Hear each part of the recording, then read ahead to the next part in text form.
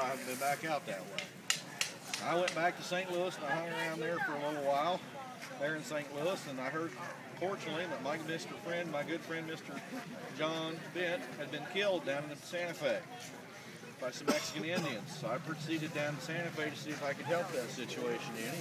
I went down there and participated in the Mexican-American War for a while. Well, as I got done with that skirmish there, I returned back to St. Louis again. Remember how I talked about that first wife, you know? Somehow along this lane to this story that I'm telling you, somehow I picked up 6 more of those wives. Now, I'm not sure where I had time for that, but apparently I managed to squeak it in. While I was there in St. Louis this time, I decided I was going to do something I'd never done before. I was going to move out further west because civilization was becoming along the ways too much and there were too many people around. So I decided I was going to go further out west than I'd ever been. So I went all the way out to a place called California. You ever been out there? Neat place, you ought to go. So I went out there to California, and I was out there, and there wasn't a whole lot of people out there yet, and I was living a life, and everything was going pretty good. Then some fella got digging in the ground and found some shiny stuff, and all these people showed up. You got that shiny stuff, was? Gold rush. The 49 gold rush.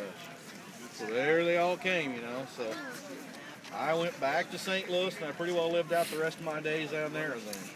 Now, I was at the first Trappers Rendezvous in 1812 at the Green River. Now, where's the Green River? Gold? Where? Missouri? Nope. Colorado? Nope. Utah.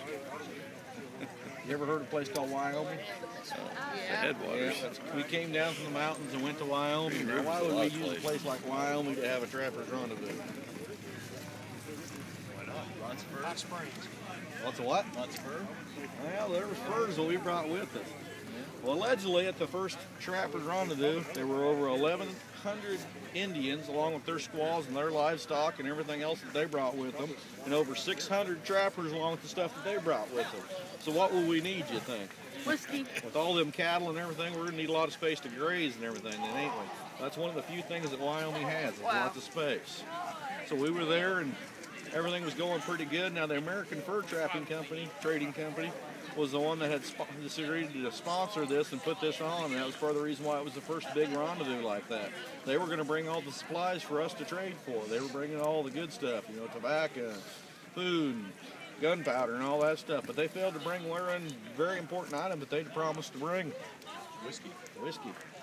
We weren't very happy about that. In fact, that's why the first Trappers Rendezvous wasn't near as successful as the later ones, because too many people left.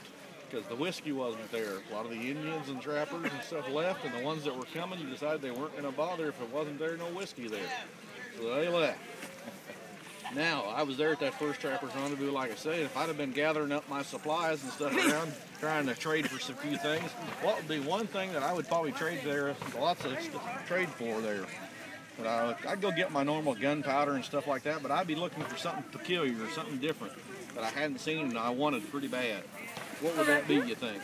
Another wife? Nope, I had enough of those. What'd you think? Like gold?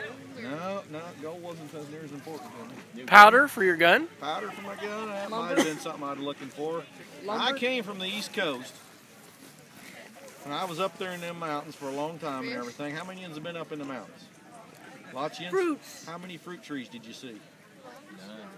None. So I came from the east. Now, I probably ate berries and strawberries and stuff like that up there in the mountains, but I came from the east, so I'm probably looking for me some good old-fashioned canned peaches. In fact, if you'd look, that was one of the prized possessions at most Trappers Rendezvous, was canned fruit, because they hadn't had any for a long time. Now, when we came from the East Coast to learn about trapping and stuff like that, I'm sure we bought bushel baskets full of canned goods with us. In fact, most of us did. I know we did. But we quickly found out we couldn't move around or do a whole lot of stuff with that canned goods, and it didn't last forever. We ate it all up and couldn't have a way to replenish it, so we'd eat berries and other things that we could live off the land.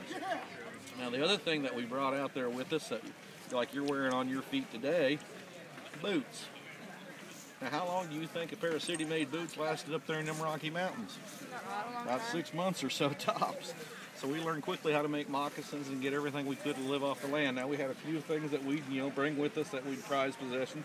We'd have a cloth-type shirt that we'd cover with some leather or something like that to protect it and stuff like that.